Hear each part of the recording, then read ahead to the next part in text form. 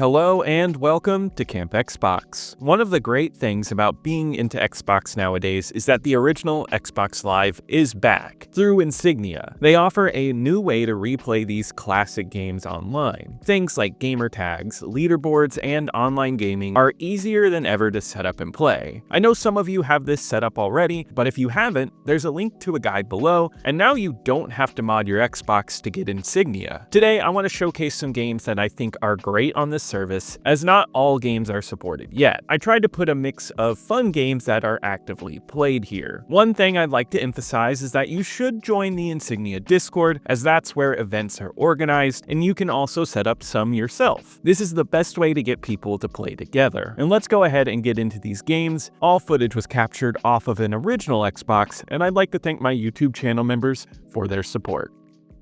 First is Counter-Strike. This one came out in 2003, published by Microsoft Game Studios and developed for Xbox by Turtle Rock with Ritual Entertainment. This is the Xbox version of the PC game of the same name. If you've played it, you'll recognize many of the same maps, and the gameplay style is similar. It feels like a nice distillation of the game for consoles, and it's well done and addictive. I love a nice online game that's quick to get into and offers fast-paced fun. In Counter-Strike, you play in maps that will either have you saving or protecting hostages or planting and disarming bombs. On both sides are terrorists and counter-terrorists with a mix of their own weapons. Everyone on each team has only one life on each round, so it's supposed to be a slower paced experience. You take your time and travel with your team. Deaths and kills come fast, so I think it makes it even more satisfying to get kills in quick succession. The shooting all around is extremely simple, and the control is great on console. The transition to a console shooter was handled well here, and this is the type of game I could stay glued to for hours. It's the classic levels that keep me hooked. The way many of them wind and layer on top of each other is well done. All of these maps have their tactical advantages and different ways to move around them. There's also DLC to download for this one, which includes a few additional maps, and there's already a pretty substantial package of maps. Counter-Strike is a popular game on Insignia, but as with most games today, it's essential to check the event section on Discord, as these games won't be populated enough for you just to hop on. There is a weekly event every Sunday on there for Counter-Strike, and it usually pulls a good group of people in. You should definitely check this one out.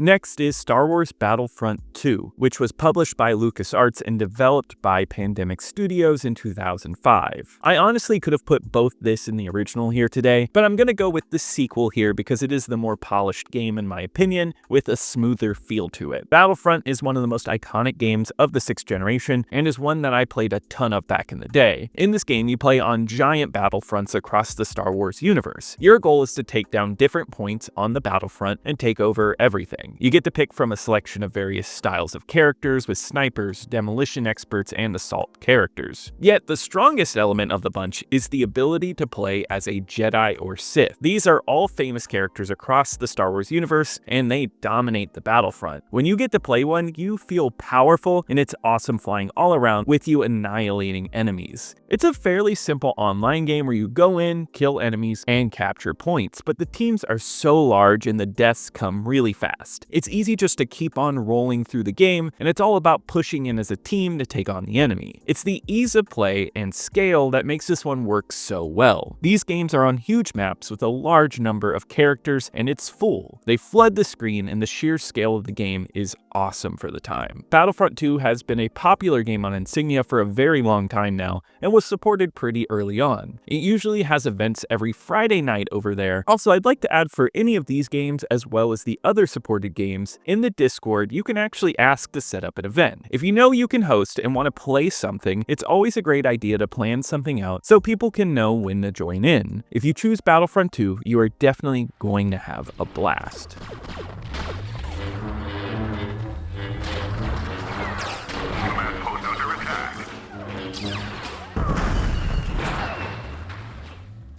Let's break things up with a non-shooter with Project Gotham Racing 2. This is a racing game developed by Bizarre Creations and published by Microsoft Game Studios. It was released in 2004 and to me is a revolutionary title for Xbox Live. I'm thrilled that it was included on Insignia. Project Gotham Racing is one of my favorite franchises, and the online support helps elevate this one to the best in the series in my opinion. The racing game is a simcade racing title that's arcadey enough to pick up and play, but it also incorporates light simulation elements. The amount of content packed into this one is always staggering. There are tracks upon tracks and cars upon cars, and all of this includes a ton of different game modes. Of course, you have time trials and arcade racing, but what makes PGR stand out is its kudos system. This rewards you for doing cool moves on the road like drifting or going extremely fast. There are also modes asking you to weave around cones and more. All of these have leaderboards to go off of, and they are supported. So people have been going on there and getting to the top of the leaderboards, and some of the scores that these people have are insane. They also support monthly leaderboard challenges where you can fight for getting the best score or time for the month, and these are still updated today. I've actually seen money matches on this, so be sure to check out the Insignia Discord as well as the specific PGR2 Discord if you're interested in getting in on these challenges. I tried and failed hard, but I had so much fun doing it. There's also, of course, online racing with a mix of racing game modes. Of course, this is a blast,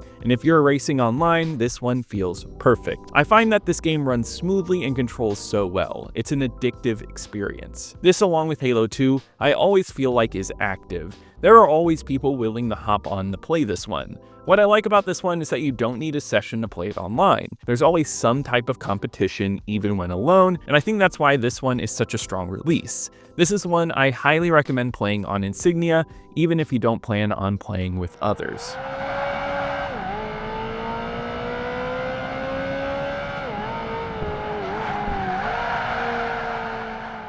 Next up is Unreal Championship 2. Both this and its original could fit into this list, but I went for this one since I've never talked about it on the channel before. This came out in 2005 and was developed by Epic Games with Midway as the publisher. Where the first one is built off of Unreal Tournament, this game was built from the ground up and does a lot to keep it unique in the crowd of shooting games on Xbox Live at the time. This is a character-based shooter where you get a large selection of combatants with different scales for health and agility. All have unique voice lines, melee weapons, and they do a good job of making everyone you pick feel unique. Unlike the original, you go into each game with only a selection of weapons versus picking up a giant mix of them across the map. I always like this because it keeps the great weapons from the series, but it also lets you just pick your favorite ones. After this, it's right into the classic shooting the series is known for. It's fast and in your face, and it's excellent fun. If there's one thing to learn from this video, it's that I love a good simple shooter, and this scratches that itch. Though I use the word simple, there is more here than meets the eye. There are power-ups that you can use mid-game by collecting adrenaline that can change elements of the game by making you lightweight or shielding yourself, and a few other things. The melee weapon option changes things a lot in combat, where you might be in a gunfight and then they'll fly right into your face with their melee weapon. Just the ability to switch from first to third person changes up the game so much and allows you to play whichever way feels good to you. Unreal Championship 2 is just a blast of a shooter on the console,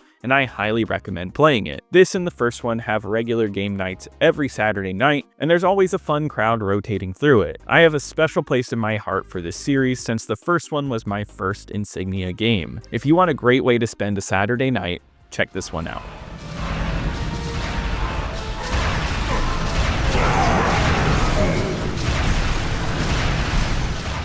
Next, we have to talk about Crimson Skies. I know I'm always bringing this one up, but it's seriously an incredible game and it's fantastic on Insignia. This game was released in 2003 and was developed by FASA Studios and published by Microsoft Game Studios. This is an arcade flight simulation game and not only has an excellent single player, but a fun and unique online multiplayer component and is one of my favorites on Insignia. Crimson Skies is a flight arcade game where you pick from a whole mix of different planes. It's based on an alternate alternate history where planes are the main mode of transportation and they are outfitted with insane weapons. There's a whole mix of planes throwing out lightning beams in the sky as well as a bunch of other weapon styles. There is DLC for this one that you can download as well, meaning there are so many planes to choose from. In this game, you have your usual deathmatch modes, but also cool game modes where you might have to capture a flag or hold on to an object as long as possible, but it's all done with zippy planes and it feels great to play. I love all the different maps here where you can go from desert canyons to jungle Mayan tombs, though my favorite is the city map. Something about dogfighting in the sky, moving all between the different skyscrapers is exhilarating. Crimson Skies is a challenge too because people are really good at this game, and it's awesome to see the moves they pull off. Personally, I'm not on that level, but I still manage to have a great time anytime I join a session. Crimson Skies is one that people have been playing for a while, and is one that always has a game night. It's been every Friday for a long time, and I'd love to see more people getting into this one. It's not your normal shooter, and the online is incredible. Definitely check this out, and you'll be surprised. The booty has been dropped. The booty has been dropped.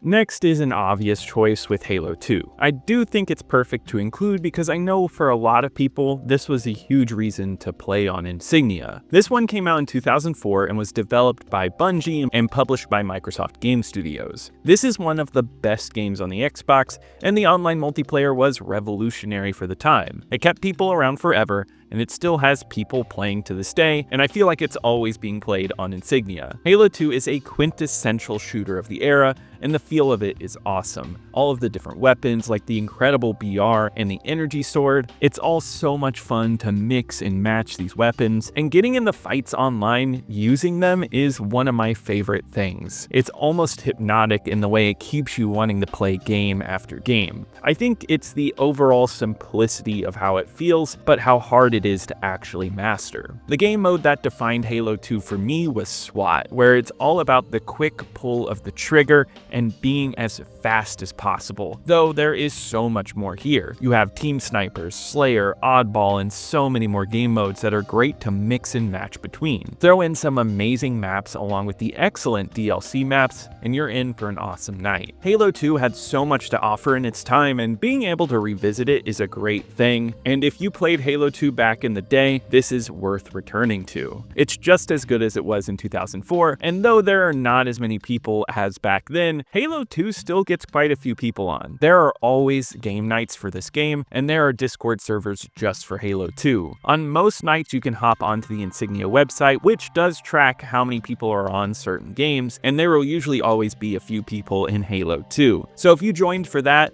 you can almost certainly hop into it very soon.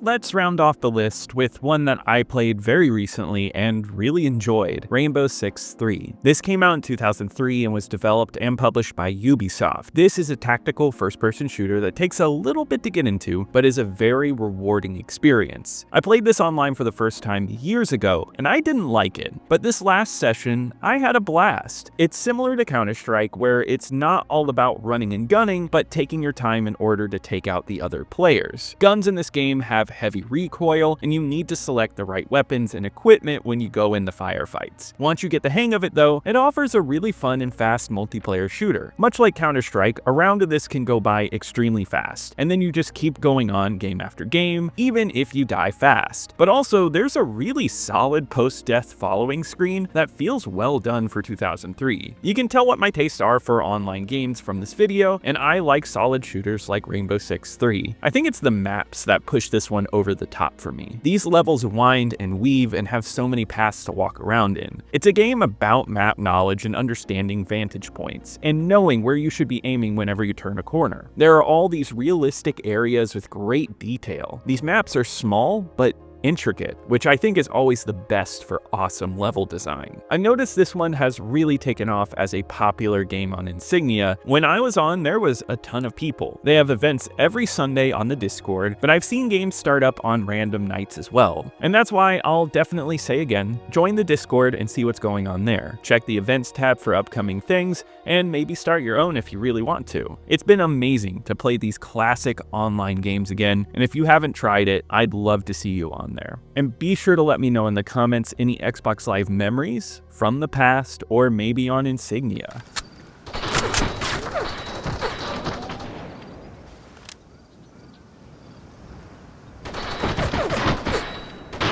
Green team has won the round. But that does wrap it up for today. If you enjoyed this video, please leave a like, it really helps me out in the algorithm. Subscribe to keep up with more retro Xbox content, and check out my second channel, Camp Extras, for more gaming content. And I want to give a huge shout out to my YouTube channel members. Thank you so much for your support. You really help out the channel. But I'll see you here next time at Camp Xbox.